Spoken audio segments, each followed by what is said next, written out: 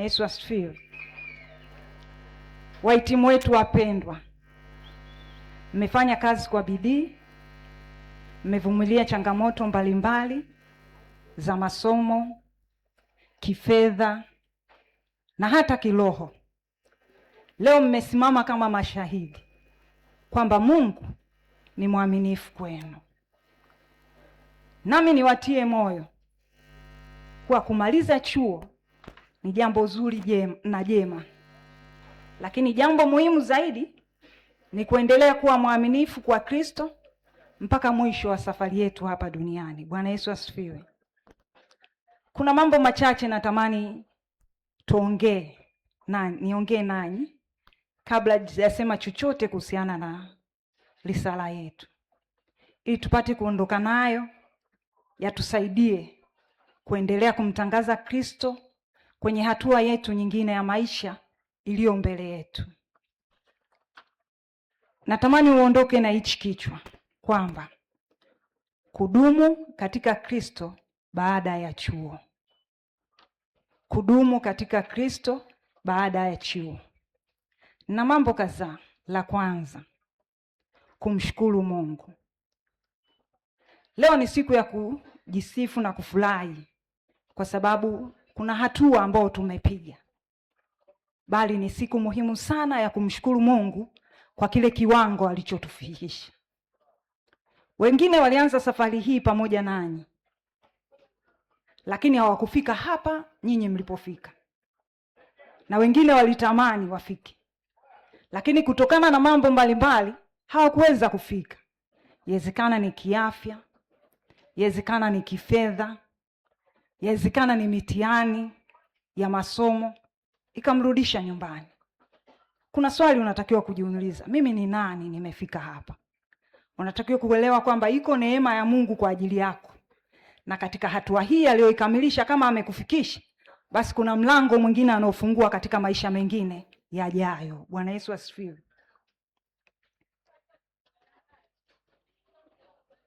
Kila cheti unachopokea katika hatua hii kwa uliopo ni ushuhuda wa neema ya Mungu.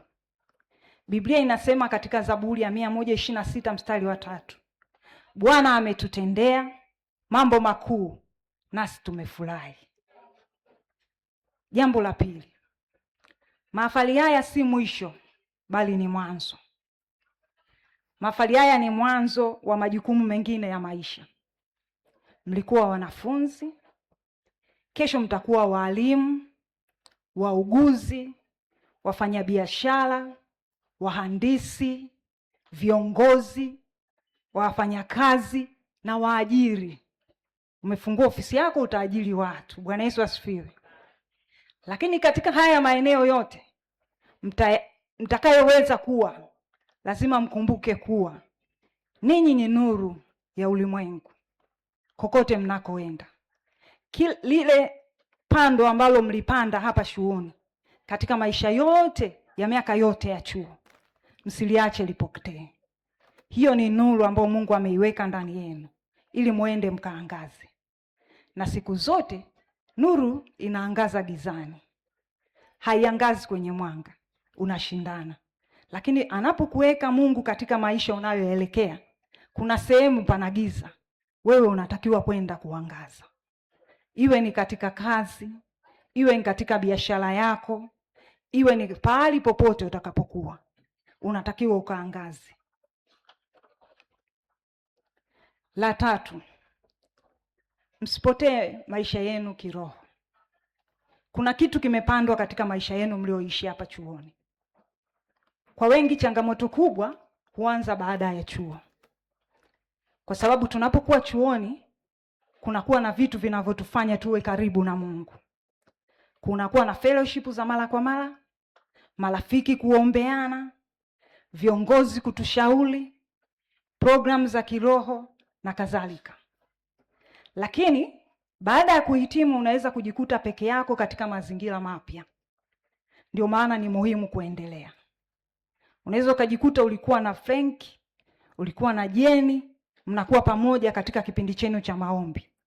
Lakini kule ulikoenda, aidha ni kazi au sehemu yako ya biashara, hayupo Jenny, hayupo Frank. hicho kisikufanye urudi nyuma. Unachostakiwa ni kuendelea kwa kuomba. Maombi ni punzi ya maisha yako. Kwa kusoma Biblia, neno la Mungu linatuongoza katika maamuzi ya maisha. Usipokuwa na neno, maamuzi mbalimbali katika maisha yatakuwa magumu juu yako. Kupitia neno Mungu anazungumza na sisi. Kupitia neno Mungu anatuonyesha kile anachotamani tufanye. Kupitia neno Mungu anatuelekeza mahali pa kupeleka barua zetu za application. Kupitia neno Mungu anatukutanisha na watu waliotamani tuongee nao kuhusiana na haja zetu. Bwana Yesu asifiwe. Lakini pia usiache kukutanika na waaminia. Hiyo itakujenga kuendeleza kile ambacho ulikipokea ukiwa hapa shuleni. Usijitenge na kanisa. Kazi inaweza ikakupa mshahara, lakini Mungu anayetoa mwelekeo wa maisha ni wa muhimu sana katika maisha yetu tunayoenda kuyaanza. Lakini kitu cha 4, linda tabia yako. Katika dunia ya leo watu wengi wana vyeti, lakini si wote wenye tabia njema.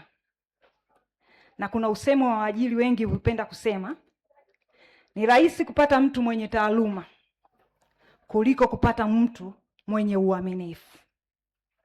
Baba Askofu aliongea kidogo hapa kuhusiana na uaminifu.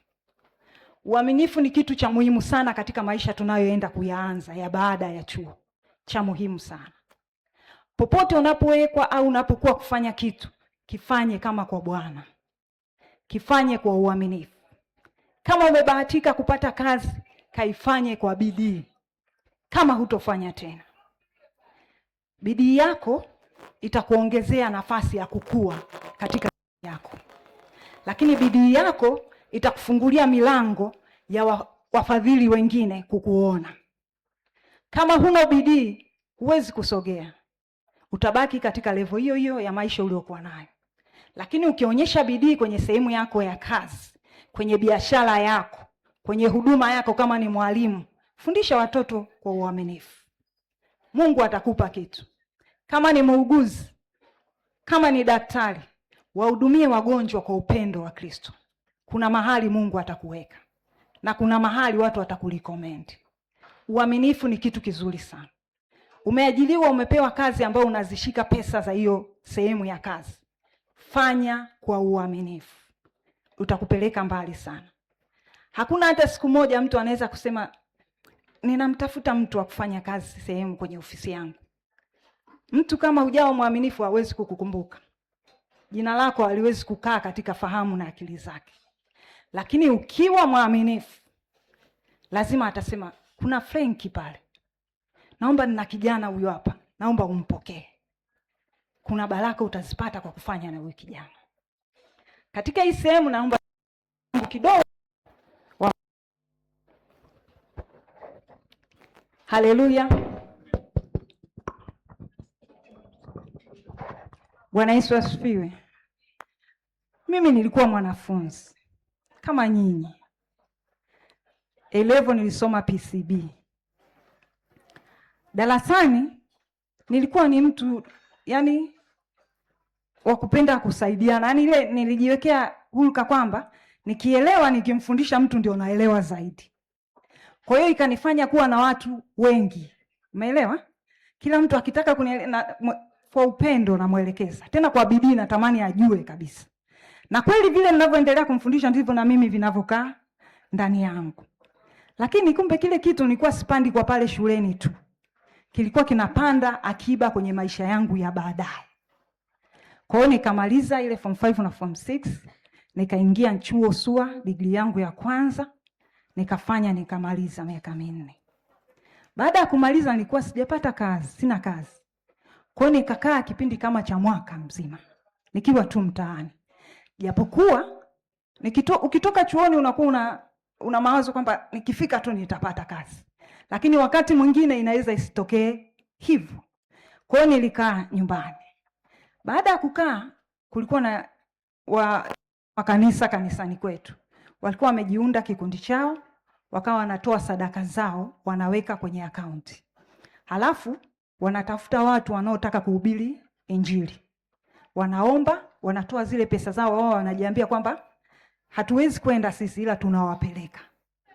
Kwa hiyo wakawa wanataka mtu wa kukaa tu kuasesi zile barua zinazoomba maombi ya ile pesa kwa ajili ya Injili, na kwamba hawamlipi huyo mtu, watampa tu nauli ya kwenda na kurudi, nauli tu, hata ya chakula upewe. Kwa mimi nilivyokuja kuambiwa, ndani mwangu nikapata msukumo, nikasema huu mwaka mimi kazi sitafuti, nataka nikaifanye hii kazi ya kupitia hizo barua zao iwe sadaka yangu kwa Mungu. Nikaenda kukaa pale mwaka mzima, silipwi chochote na degree yangu chochote. Nikawa nafanya ile kazi, zinakuja barua mbalimbali na asesi, hii inafaa kupewa kwa wakati huu, hii inafaa kupewa baadaye. Nikisha asesi na walikomendia, wao naomba akaunti za wale watu, inatumwa ile pesa. Bwana Yesu asifiwe. Kwa hiyo nikafanya kweli baada ya mwaka mzima na sikuomba kazi.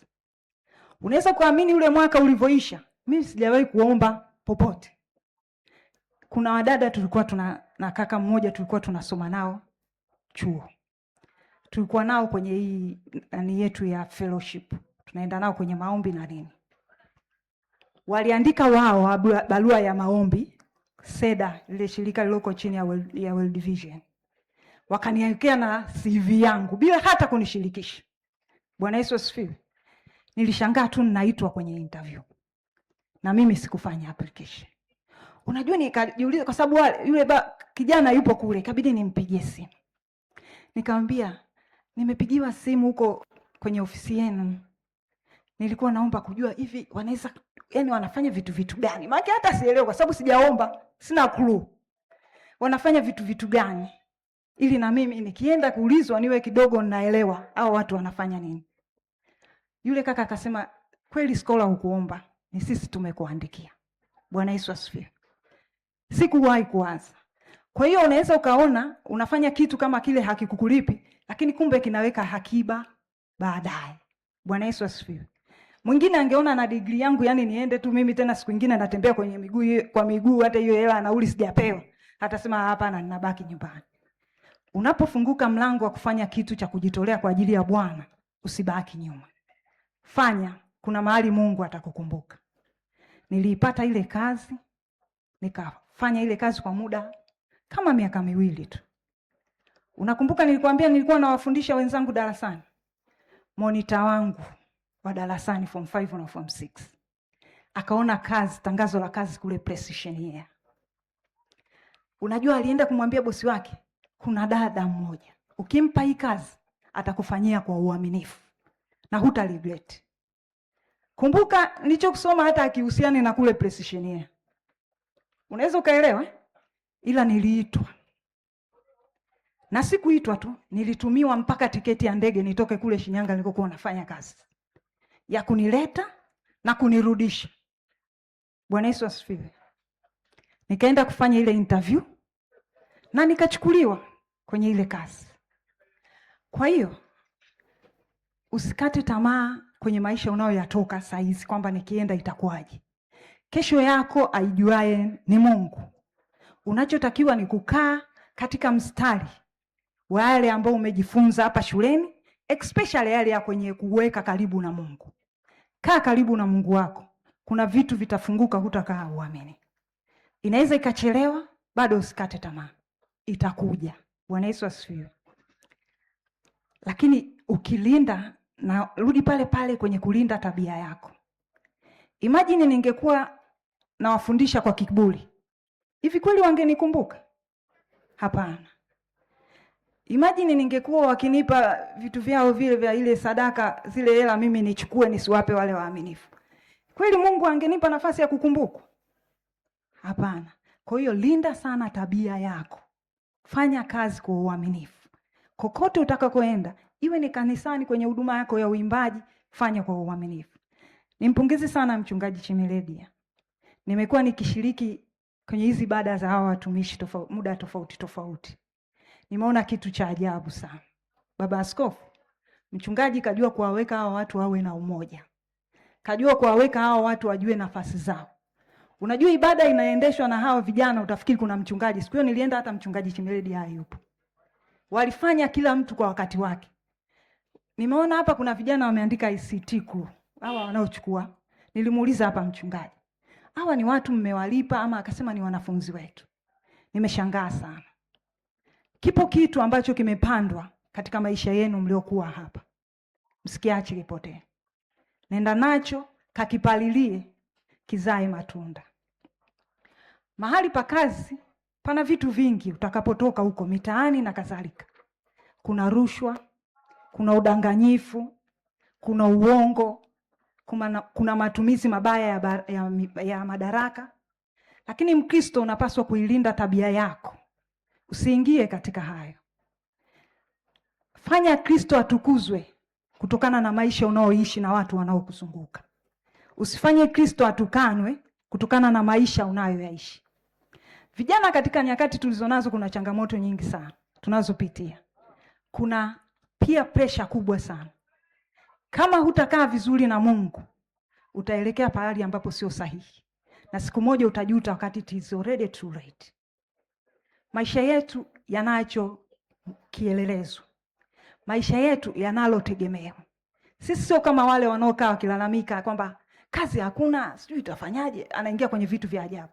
Sisi tunaye mtu wa kumpa haja zetu. Bwana Yesu asifiwe. Mtoto wangu alipokuwa anaenda shuleni nikamwambia, akiwa anarudi akilalamika kitu, namwambia, unajua mwanangu, wewe you have the remote. It's only clicking. Yaani una click tu hiyo batani. Anayekusumbua Mungu anashughulika naye. Ni mwalimu uelewi, Mungu anafanya kitu.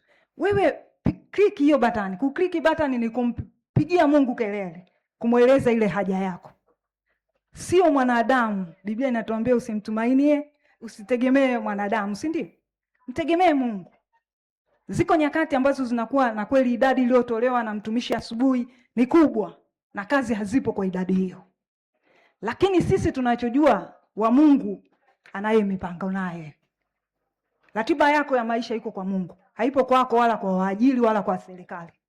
Mungu anayo ratiba yako. Kwa sababu alikujua tangu ukiwa tumboni mwa mama yako. Anayajua maisha yako yajayo baada ya haya. Bwana Yesu asifiwe. Lakini cha tano, tumieni vipaji vyenu kumtukuza Mungu. ICT crew mnaifanya kazi hii hapa, msiiache hapa. Kirudi mtaani ifanyeni kwa ajili ya Bwana. Bwana Yesu asifiwe. Wale wapiga vyombo, niona wapiga vyombo wazuri sana kanisani siku ile mchungaji. Endelezeni hiyo huduma. Usiache ikafa hapa Yudo. Ipeleke huko mtaani. Wale waimbaji, mtumikie Mungu kwa bidii na hiyo sauti yako. Usiache. Kuna mahali Mungu atakukumbuka pale unapokuwa na uhitaji. Kila mtu kwenye eneo lake, kutokana na taaluma yako, gusa watu kutokana na ile taaluma. Fanya kwa hama kwa Bwana. Mungu atakukumbuka. Bwana Yesu asifiwe. Lakini la sita, chagueni mahusiano kwa hekima. Katika hatua hii ya maisha mnao kwenda kuyaanza, wengi watakuwa kuna kufikiria ndoa na familia. Bwana Yesu asifiwe. Kuna vitu kadhaa unatakiwa kuvijua. Kwamba Mungu ndiye anayekupa mwenza wa kufanana na wewe. Usiwe na haraka. Usichague kwa mguso wa sura, muonekano wa sura. Kwamba huyu nikimtambulisha kwa marafiki zangu, huyu ni handsome kweli. This is a beautiful girl. Nikiwaonyesha wana saluti, yani Bwana umechagua. Usichague kwa staili hiyo. Usichague kwa hisia kipekee. Usichague kwa kuangalia ana uwezo, ana fedha, ana nyumba, ana magari. Bwana Yesu asifiwe. Mimi nilivyochagua mume wangu wala hakuwa na kazi. Mimi ndio nilikuwa na kazi. Yeye alikuwa mwanafunzi wa udaktari, ile PhD. Hana kazi. Anafanya PhD yake pale UD na inagoma hatari. Si unajua watu wa science vitu vikigoma kule lebo vinavyokuwa. Yaani inagoma. Kila akipeleka kitu hakiendi. Lakini mimi ndio nimeamua, nikasema nitakuwa naye.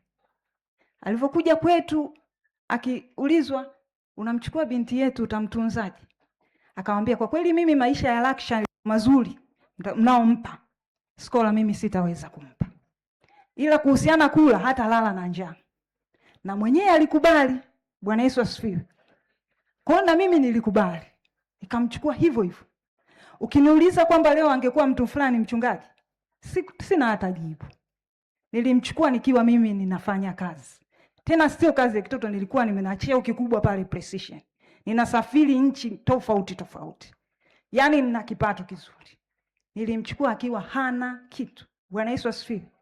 Kwa hiyo fedha sio suluhisho la kuamua kuwa mtu wa kuwa naye. Na nikipata mshahara wangu ninaweka hapa, tunagawana. Anatumia na sisi tunatumia. Asubuhi tunanunua vitumbua. Tunanunua vitumbua vya kunywea chai, anabeba kwenye mfuko. Akienda kule UD kwenye kichumba chake kule, alikuwa chemical engineer. Anachukua vile vitumbua na jagi lake la chai hapo, anachemsha, ndio lunch ya mchana. Mimi kule ofisini, unajua watu wa Precision ni watu fulani hivi wa matawi fulani. Ile lunch mchana wakitoka, mimi naambia nina kazi, kumbe nina vitumbua vyangu nimeweka. Nakula vitumbua na kunywa na maji. Wakirudi tuko vizuri, tunapiga kazi. Na mimi ni bosi wao hapo. Bwana Yesu asifiwe. Usichague mtu kutokana na kitu alicho nacho. Sikiliza moyo ndani na Mungu anasema nini juu ya huyo mtu. Bwana Yesu asifiwe. Vingine vyote ni ziada. Bwana Yesu asifiwe. Usichague kwa sababu tu ana msukumo wa haraka wa kukupenda. Yaani mimi silali. Huyo anakutamani. Bwana Yesu asifiwe. Sio muoaji. Yaani akikaa uko na nani? Unafanya nini? Umetoka, mbona hujaniambia? Hapo hajakuoa. Ukiingia. Bwana Yesu asifiwe. Kwa hiyo usiangalie unajititia kwa wenzako, yani nimepata bwana mchumba, ananijali. Kila mara ananipigia simu. Ananiuliza niko wapi? Angalia vizuri. Ukimwona hivyo, yani kwenye mimi nimeishi nimekulia kwenye yale mabasi yetu ya ile ya mwendo kasi. Unajua tunavojaa mle ndani, tulivyo wengi. Yani pale mwizi lazima amjue mwizi mwenzie. Lazima atamjua. Yani akimsogelea tu anajua huyu anataka kuniibia. Bwana Yesu asifiwe.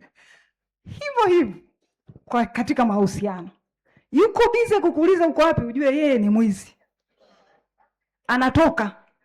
Sio mwaminifu, ndio maana hakuamini. Bwana Yesu asifiwe. Kwenye hili eneo kaa vizuri na Mungu. Wabinti tunapenda sana shortcut. Yaani kwamba unaona sasa nimechoka kuwaza kazi sijapata, suluhisho ni kupata mtu wa kuniweka ndani. Usiende hivyo. Subiri muda wa Bwana, wakati sahihi umpate mtu sahihi. Maisha ya ndoa ni matamu sana ukimpata mtu sahihi. Ila ni mabaya sana ukimpata mtu asiye sahihi. Especially kwetu sisi wa Kristo, huwezi kusema nitaingia na kutoka. Hapana.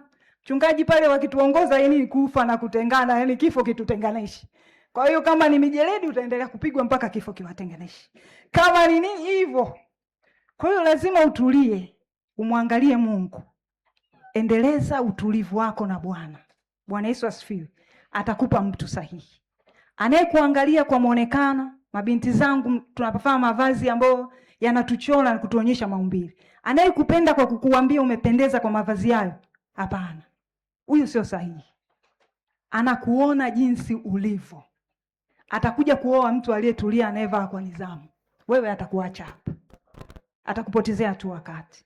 Kaa vizuri na Mungu. Ukikaa na Mungu, hata mavazi unaovaa, Roho wa Mungu anakushuhudia ndani kwamba hivi mbona kama hivi imenibana hivi. Yaani unakosa amani. Si ndio Douglas? Kabisa yani. Unakosa amani, unataka kutoka unarudi ndani. Saa nyingine mpaka mume wangu ananiambia, "Bwana yani unatuchelewesha." Naambia, ngoja tu nirudi. Yani ni kweli waliooa wanaona kwamba wanawake saa nyingine tunawachelewesha kwenye muda wao. Lakini ni ndani mwako kuna kelele fulani imepiga kwenye vazi ulilotoka nalo. Unarudi. Lakini binti zangu wanatoka amebanwa kabisa, yuko very comfortable. How? Roho Mtakatifu yuko wapi? Amelala wapi? Asikupigie wewe kelele. Asikwambie hebu rudi binti yangu ukabadilishe ili vazi. Ukijiweka vizuri unampata mtu aliye sahihi na mzuri kama wewe. Ukijiweka hivyo, maonyesho yao lazima umpate wa staili hiyo na mwezi kudumu. Bwana Yesu asifiwe. Kaa vizuri na Mungu, ufurahie matunda. Naomba nihitimishe hapa kwa kuzingatia vitu vyetu vitatu. Kwanza, mpende Mungu kwa moyo wako wote. Cha pili, linda sana tabia yako. Cha tatu, Mtumikie Kristo popote utakapokwenda, usimwache. Haya yatafungua milango mingi ya mahitaji yako, na Mungu ataleta watu wa kuziba na kutoa suluhu ya mahitaji yako.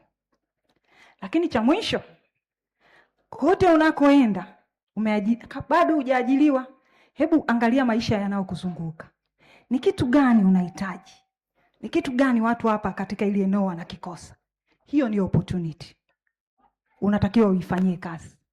Unapopata opportunity, usiangalie na kipato kiasi gani. Mungu wetu hapimi kwa kipato tulicho nacho. Anafungua milango ya kupata kipato mpaka ushangae. Bwana Yesu asifiwe. Yaani utashangaa, hela zimetoka wapi? Unashangaa Madam Grace amepiga simu. John uko wapi? Yaani nimeguswa nikupe ukafungue kikitu hiki. Umeelewa? Lakini wewe uliangalia mimi nina shilingi 20,000 tu hapa kwenye mfuko. Hii fursa hainihusu. Hapana. Iandike. Iandike hiyo fursa. Iandike. Kuna siku utatiki kwamba hichi kitu kimetimia. Sisi tukianza mwaka na mume wangu waga tuna maombi yetu ile tarehe 31 tumetoka kwenye mkesha. Tuna kitabu, tuna daftari letu hilo. Tunaweka mipango yetu ya mwaka. Iwe ni ya maendeleo na kumtafuta Mungu. Mwaka ule ukiisha tukikata tena tunatiki. Kwa hiyo ukikipata kitu kiandike. Utakuja kukitiki. Kuna siku utashuhudia kwamba niliandika, leo nimetiki. Kwamba kimetimia. Bwana Yesu asifiwe. Kwa hiyo angalia fursa zinazokuzunguka na usiangalie kipato chako. Fanya kama kwa Bwana. Mungu atakukumbuka. Bwana Yesu asifiwe. Kwenye risala yetu kuna changamoto kadhaa ambazo mtumishi wa Mungu ameziainisha. Katika hizi changamoto viko vitu vimetajwa, lakini yaani huwezi kuvi-quantify kusema kwamba nitafanya hivi hivi. Bwana Yesu asifiwe. Ila ni waahidi kwamba hata viongozi waliopita wanafahamu. Mlango wa Profesa Kombe na familia yake uko wazi kabisa kwa ajili yenu. Wakati wowote, muda wowote, mnakaribishwa. Kuna kitu unaona tunaweza kutaka kufanya, usisite kutuambia. Tunaamini katika kumtumikia Bwana kwa njia ya vile alivyotubariki navyo. Kwa hiyo mlango wetu uko wazi, baba mchungaji, mlango uko wazi kabisa. Tunawakaribisha. Hizi changamoto tufanye kwa pamoja. Basi Mungu awabariki na washukuru sana.